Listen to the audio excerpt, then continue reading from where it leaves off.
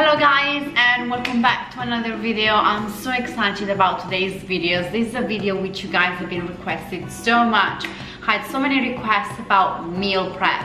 So today I want to show you how to make a high protein, vegan, healthy, delicious meal prep for a few days. I wanted to do it like a high protein one because although I feel like the myth that you cannot get enough protein on a vegan diet is kind of like slowly but steady fading away, there is still this misconception that eating enough protein on a vegan diet is hard, or yeah, it's just not very achievable. So I kind of like tweak this meal prep slightly so you can get lots of delicious and really good for you plant-based protein.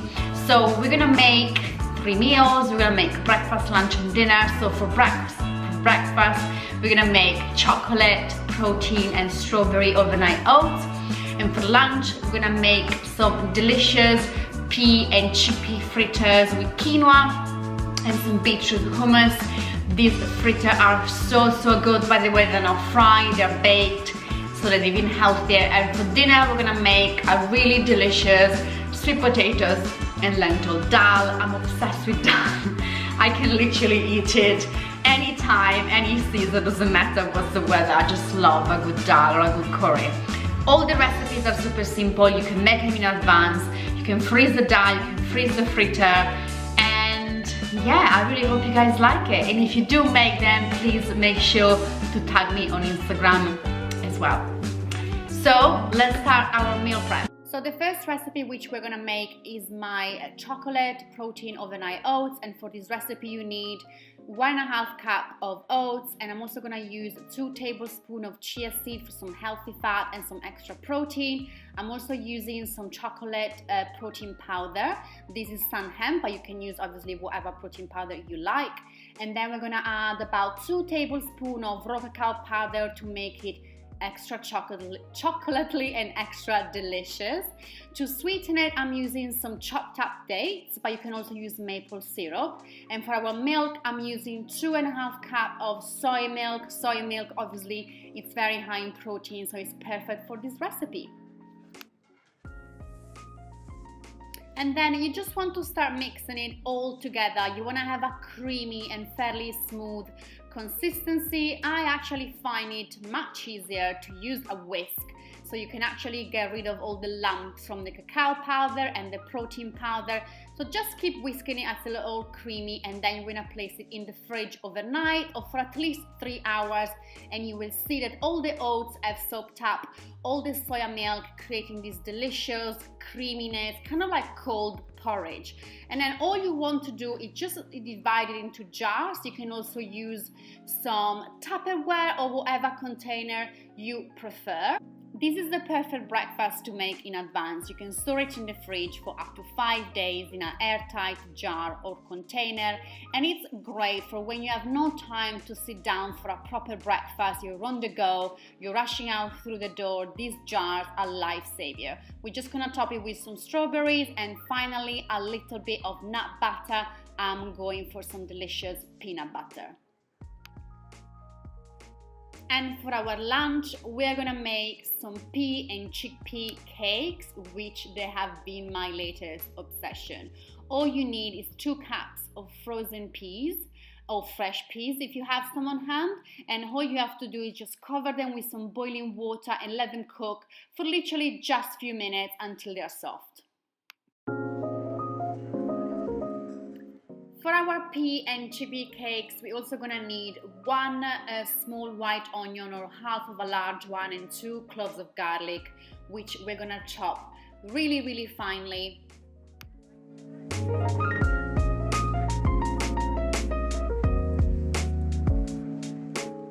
And then we're gonna add a little bit of oil or water to a non-stick pan, and we're gonna add in the finely chopped onion and garlic, and we're gonna cook them for about 5 to 8 minutes until they're starting to soften.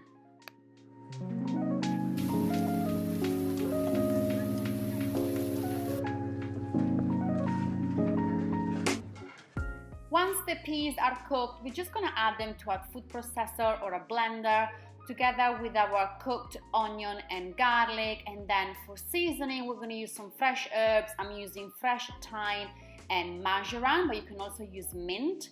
And all we're gonna do now is just blitz them all up until you have a creamy paste.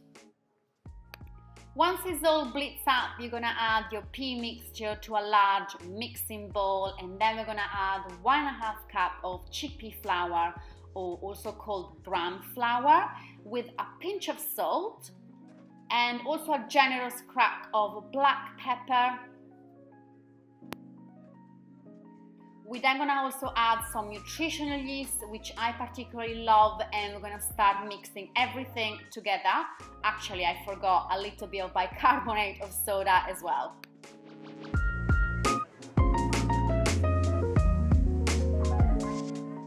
You wanna mix everything really well until you have some kind of like sticky but quite firm paste, and then you wanna start rolling the paste within your hand to create some kind of like patty cake shape.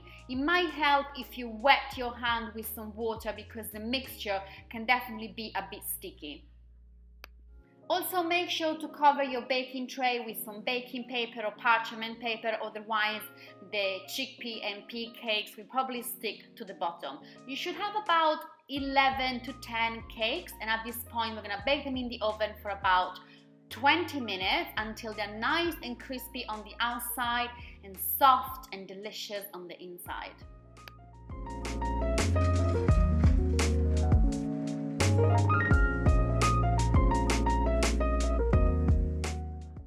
Next, we're gonna make our beetroot hummus. For this recipe, I'm using a mix of chickpea and cannellini beans, but you can obviously use just chickpeas or just cannellini beans. They both work really well together. 1 peeled and chopped raw beetroot, and I'm obviously gonna add the juice of 1 lemon, otherwise it won't be hummus, I guess. And of course, some delicious tahini as well, which is a key ingredient to make the most delicious and decadent hummus.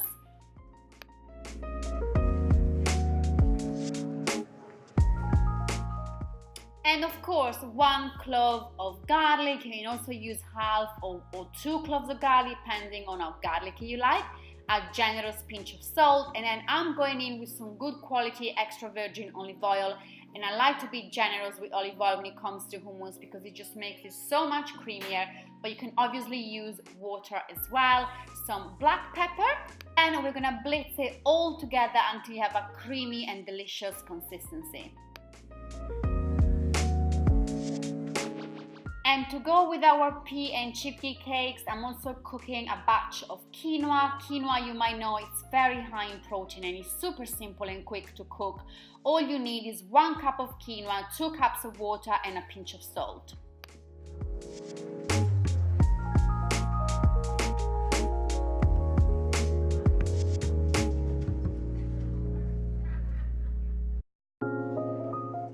We are now ready to assemble our lunch boxes, so I'm just dividing the quinoa between the 3 containers. I'm using some glass container, but you can obviously use whatever containers you have. The chickpea and the pea cake, the beetroot hummus, and I also like to add some kind of like fresh vegetables. So in this occasion, I'm using some cherry tomatoes, and I also like to sprinkle a little bit of pumpkin seeds on top. And finally, we're gonna make my favorite sweet potato dal. All you have to do is just chop half of a white onion and 1 garlic cloves really finely. We're then gonna add it to a pan with a touch of oil. Again, you can use water if you don't wanna use oil. We're gonna cook the onion for about 5 minutes until they're soft, and then we're gonna add 1 teaspoon of turmeric and 1 teaspoon of cumin powder, and we're gonna mix everything really well until all the spices and onions are combined. And then we're gonna use 1 cup of red lentils and our chopped and peeled sweet potatoes. We're then gonna cover it with some boiling water until the lentils and the potato is covered. I'm also adding a little bit of creamed coconut. This is optional, it just makes it creamy, delicious, and it has that kind of like sweet coconutty flavor. I've cooked the dal with the lid on a low heat for about 30 minutes. You want to make sure the sweet potatoes are soft and the lentils are cooked. And once it's all nice and creamy, you can pour it into your container ready for the week ahead.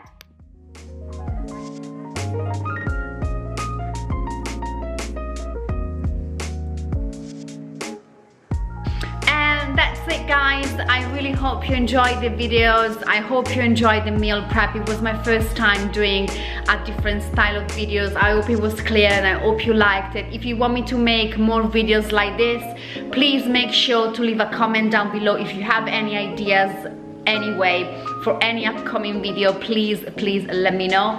And yes, if you do make any of the recipe, make sure to tag me on Instagram and let me know what you think of them. And also don't forget to subscribe. It really supports my channel. I'm trying to upload twice a week now because I really want to create content which is useful for you guys. So your support, as always, is highly appreciated. Thank you so much again for watching, and I will see you again in the next video. Bye!